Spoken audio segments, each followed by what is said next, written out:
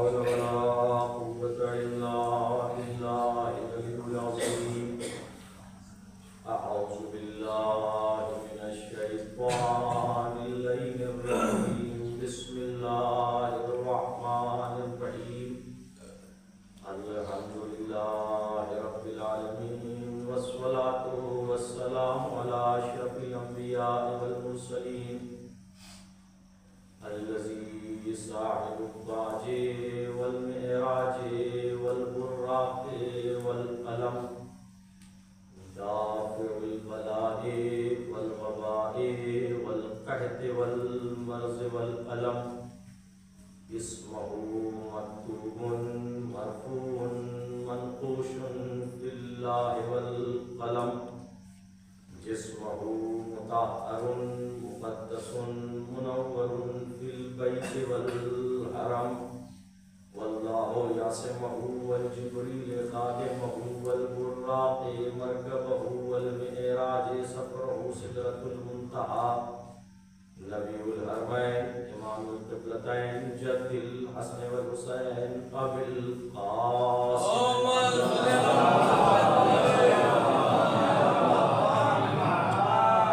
لا سيما لا ياسب الدين والإيمان باب الأمر والأمان مصداق المرج البحرين يلتقيان.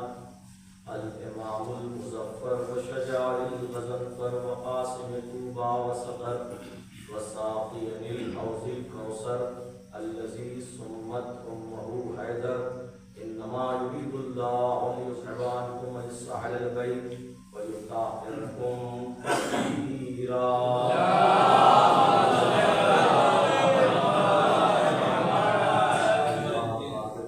قال الله سبحانه تبارك وتعالى في كتابه المبين وهو أصدق الصادقين وقوله الحق. بسم الله الرحمن الرحيم. سبحان الذي أسرى بعبده ليلا من المسجد الحرام إلى المسجد الأقصى.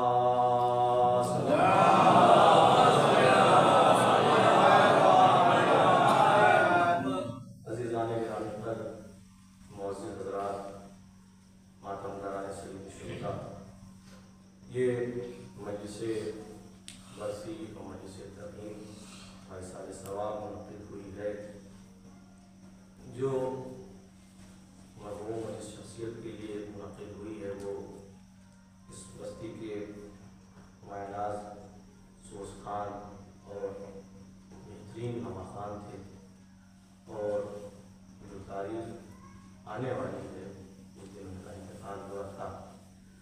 لہذا آج کی جو مناسبت جو مسلسل ماہ مبارک رجب کی مناسبت ہے اور رسالہ ثواب کی بھی گفتگو ہے اور جو کل کی آنے والی تاریخ ہے، ان تمام چیزوں کو مد نظر رکھتے ہوئے میں نے سورہ مبارکہ اسراء کی ابتدائی آیت کی تلاوت کا شرف حاصل کیا. اور مناسبتیں دیکھی جائیں تو پورا ماہ مبارک رجب الگ الگ تاریخوں کے اعتبار سے الگ الگ مناسبتیں ہیں. جو ایام گزرے اس میں شہادت، پھر وفات حضرت ابو طالب، پھر آج کی جو تاریخ دن جو آج کا گزرا وہ ہمارے اور آپ کے آخری نبی حضرت محمد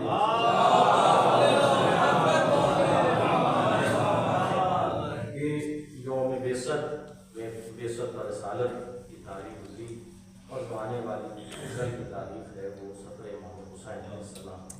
لہٰذا اسی کا خیال کرتے ہوئے اس آیت مبارکہ کی تلاوت کا شرف حاصل کیا کہ جس میں خالق رب العزت ارشاد فرما رہا ہے کہ بابرکت ہے وہ ذات. دیکھیے تمہید کا کوئی وقت نہیں ہے، میں گفتگو کا آغاز کر رہا ہوں اور آپ کی توجہ درکار ہے. بابرکت ہے وہ ذات کہ جو لے گئی اپنے بندے کو راتوں رات مسجد الحرام سے مسجد اقصیٰ کی جانب. اور کس لیے لے کے گئی، کیا وجہ تھی لے جانے کی؟ اسی آیت میں آگے اللہ ارشاد فرما رہا ہے کہ اس خدا نے یہ چاہا، الذی اسی خدا نے جس نے اپنے بندے کو رات رات مسجد اقصیٰ سے مسجد الحرام سے مسجد اقصیٰ کی جانب سفر کرایا. اسی نے اپنے بندے کو چاہا کہ اس کے ارد گرد ایک نور کا ہاتھا کھینچ دوں، ایک نور کا دائرہ بنا دوں. اور اس کے بعد قرآن کسی آیت میں آگے بڑھ کے آواز دے رہا ہے کہ تاکہ تم یہ دیکھ سکو کہ اس کے اندر ہم نے کیسی آیت کو چھپا کے رکھا ہوا ہے۔ اس کے بعد قرآن کہہ رہا ہے انہ هو السمیع البصیر، وہی ہے وہ خدا کہ جو سماعت رکھنے والا بھی ہے، بصارت رکھنے والا بھی ہے، یعنی وہ خدا سمیع بھی ہے، بصیر بھی ہے۔ دیکھیے سننا اور ہوتا ہے، سماعت کا رکھنا اور ہوتا ہے، دیکھنا اور ہوتا ہے، بصارت کا اور رکھنا اور ہوتا ہے۔ مثال کے طور پر ہم کسی بزم سے گزرے، کسی محفل سے گزرے، کسی قریے سے گزرے، کسی منزل سے گزرے، کسی علاقے سے گزرے، کسی نے ایک آواز بلند کی، ہم نے اس آواز کو سنا، لیکن اس آواز پر اگر ہم عمل کرتے چلے جائیں تو وہ سمیع کہلائے گا، سماعت رکھنے والا کہلائے گا، وہ سننے والا صرف نہیں کہلائے گا، اس پر عمل کرنے والا سماعت والا کہلائے گا۔ مثال کے طور پر دوسری مثال بصارت کے لیے دے دوں کہ مثال کے طور پر ہم دیکھتے ہیں، ان آنکھوں سے دیکھتے ہیں، ظاہری آنکھوں سے دیکھتے ہیں، ہم نے یہ دیکھا کہ یہ انسان ہے، یہ حیوانات ہے، یہ خزاں ہے، یہ فلاں ہے، یہ ہوا ہے، یہ واد صبا، یہ تمام ہوائیں، یہ خلاقیت، یہ انسانیت، یہ چرند، یہ پرند، یہ پہاڑ، یہ دریا، یہ پودے، یہ درخت، یہ تمام چیزوں کو ہم دیکھتے گئے تو یہ صرف کیا ہے؟ دیکھنا ہے، یہ دیکھنا کہلائے گا، لیکن انہیں تمام چیزوں کو دیکھ کر اللہ کو یاد کرتے چلے گئے تو بصیرت کہلائے گی۔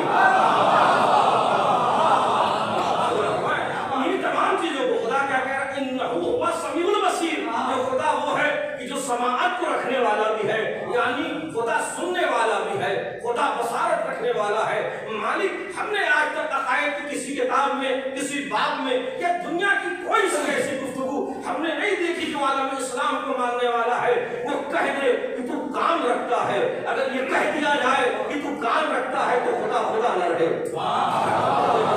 پھر یہ کیوں کہہ رہا ہے کہ میں سننے والا؟ اگر ہم یہی ٹھہر میں کہہ دیں، ٹھہر کر کے کہہ دیں کہ خدا دیکھنے والا ہے تو اس سے کیا مراد؟ کہ خدا آنکھیں رکھنے والا ہے؟ اگر ہم یہ کہہ دیں تو ہم اللہ کی ذات پر انگلی اٹھائیں گے، کیونکہ اللہ آنکھیں نہیں رکھتا۔ جو آنکھیں رکھے وہ جسم چاہیے، جو جسم رکھے وہ بندہ ہوگا، خدا نہیں کہلائے گا۔ جو آنکھیں رکھے اس کے لیے جسم ضروری ہے، جو جسم رکھے وہ بندہ کہلائے گا، وہ خدا نہیں ہوگا۔ تو یہاں پر کہہ رہے انہ هو السمیع البصیر، وہ سننے والا بھی ہے، وہ دیکھنے والا بھی ہے۔ مالک اس سے مراد کیا ہے؟ کہا تم نے غور نہیں کیا، اسی آیت کے مقدمے میں نے کہہ دیا کہ میں نے اپنے عبد کو معراج پر لے گیا اور میں نے ایسی گفتگو کی کہ ایک سننے والا تھا، ایک سنانے والا تھا۔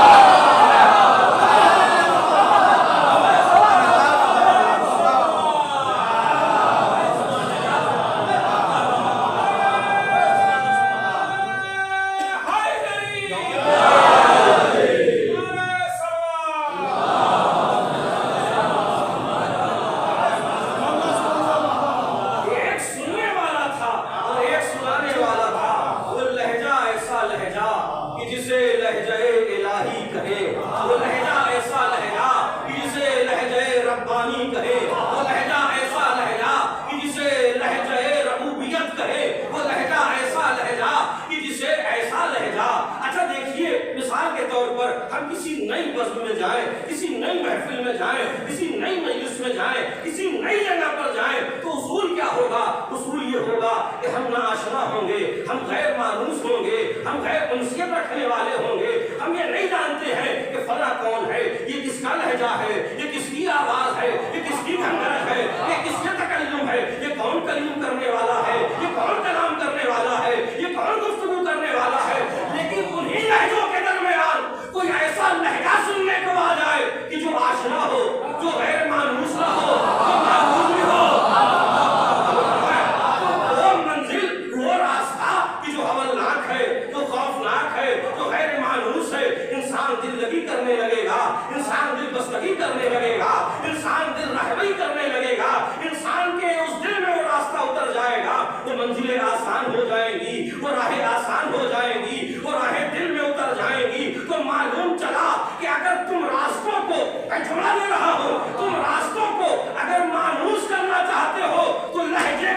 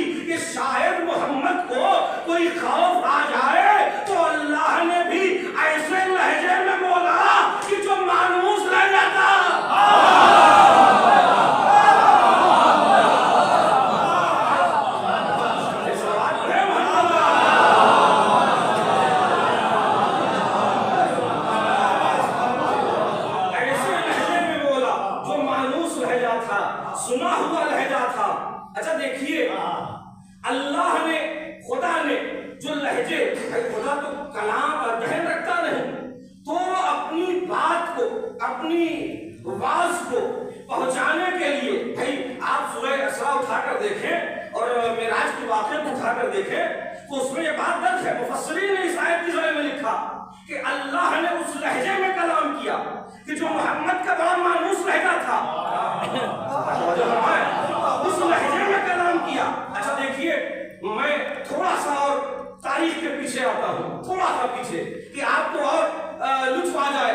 تاریخ میں ایک واقعہ نظر آیا، وہ واقعہ کس کا؟ علی کی ولادت کا،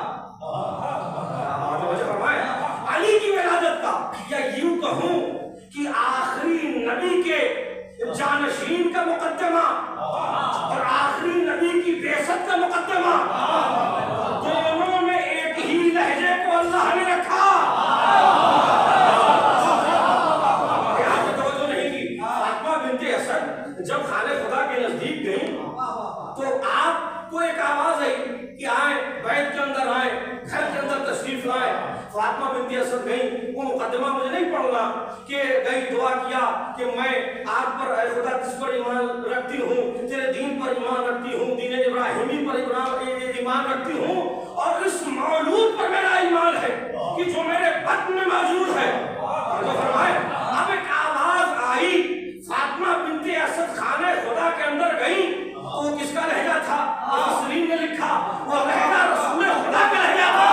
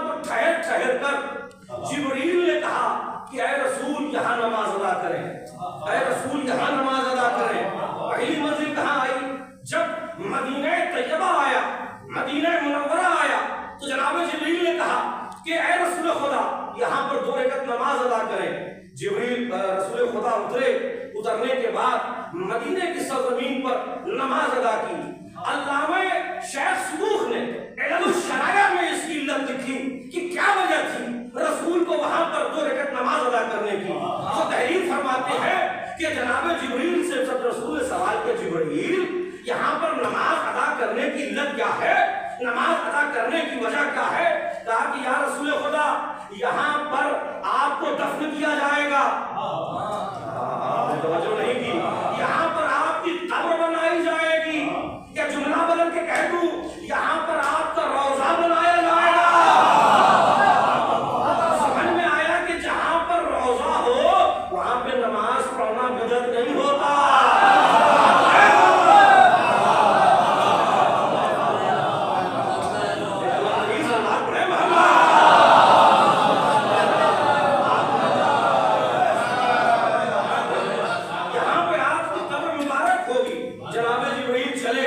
وہ راہ چلا. اب جب جناب رسول خدا ایک منزل پہ پہنچے تو پھر ٹھہر کر آواز دی کہ یا رسول خدا یہاں پر آپ نماز ادا کر لیں. رسول خدا اترے, نماز ادا کی. کہا یہ کون سی منزل ہے؟ کہا یہاں پر جناب کلیم اللہ کے نبی کلام کرنے کے لیے آتے تھے, گفتگو کرنے کے لیے آتے تھے. یہاں پر 2 رکعت نماز ادا کرے. نبی اترے, نماز ادا کی, پھر وہاں سے سواری چلی. تیسرے منزل پہ جب آئی تو مسجد اقصیٰ ہے. یہ شاید کائنات کی پہلی نماز ہے. توجہ فرمائے کہ جہاں پر جبرائیل مؤذن ہے, جبرائیل مؤذن ہے, رسول نماز پڑھانے والے, انبیاء نماز پڑھنے والے, جماعت کھڑی ہوئی, رسول مصلی پہ گئے. اب پیچھے کون کون ہے؟ آدم بھی پیچھے موجود, آدم بھی پیچھے موجود, نوح بھی پیچھے موجود, ابراہیم جیسا نبی بھی پیچھے موجود. میں دستے ادب جوڑ کے کہوں گا کہ یا نبی اللہ, ابراہیم آپ کے جد امجد ہے, انہیں مصلی دے دے, انہیں نماز ادا کرنے کی اجازت دے دے. شاید رسول آواز دیں گے کہ میرا عمل حجت ہوتا ہے,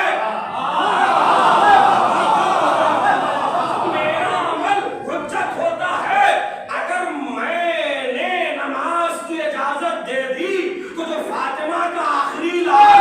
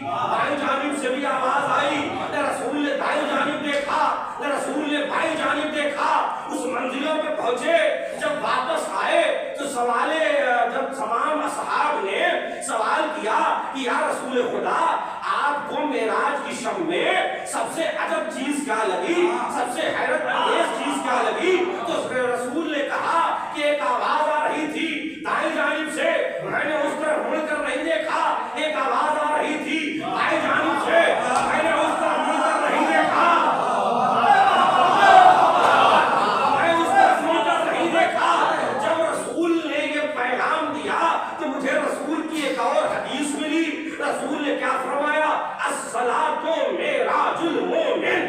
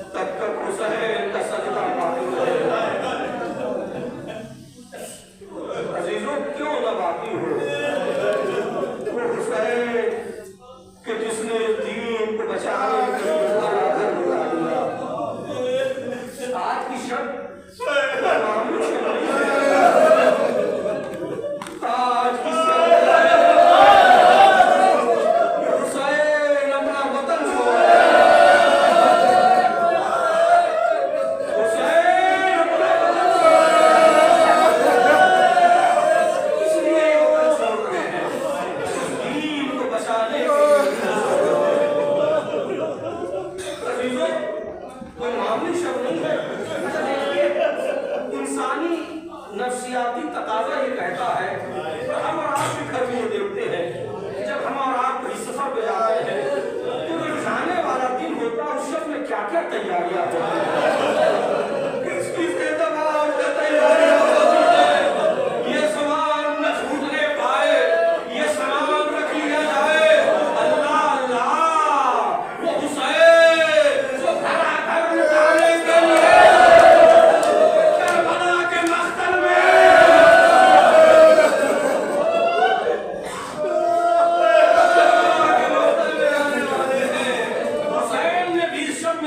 تیار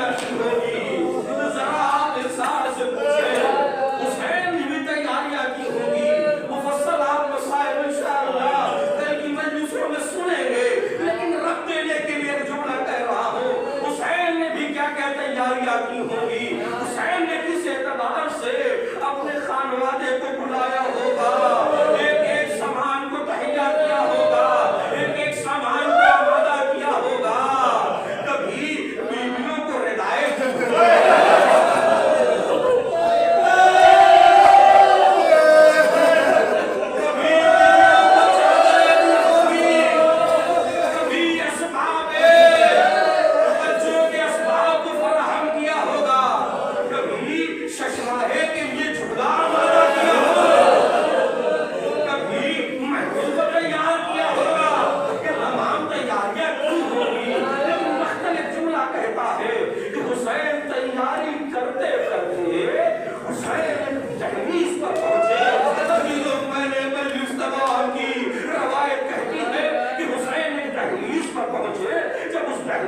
पहुंचे तो क्या देखा? हुसैन की चहेती बहे, हुसैन की दुलारी बहे, हुसैन दहलीज हुसैन की दुलारी बहे, हुसैन दहलीज पर बैठी है। हुसैन आए, परेशान होके आए, दहलीज पर बैठने की वजह क्या है? दहलीज पर बैठने की वजह क्या है? ज़ैनब ने एक जुमला कहा, भैया मैंने